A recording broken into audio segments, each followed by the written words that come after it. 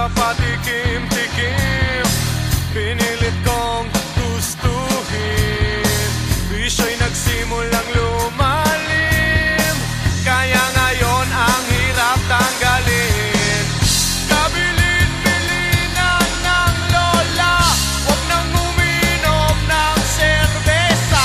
Ito hindi inuming pang bata, mag-soft drinks ka na lang muna. Pero ngayon ako'y matanda na, lola pahingi ng pangtoma. Ayan na nga,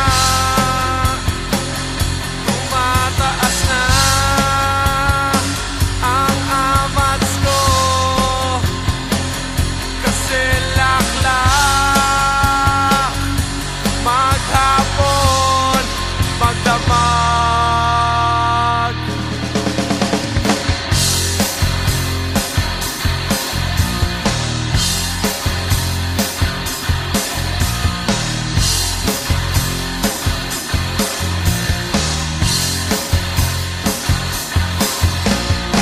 Di bali nang hindi kumain, basta may tomang nakahain. Ang sabi ng lasenggo sa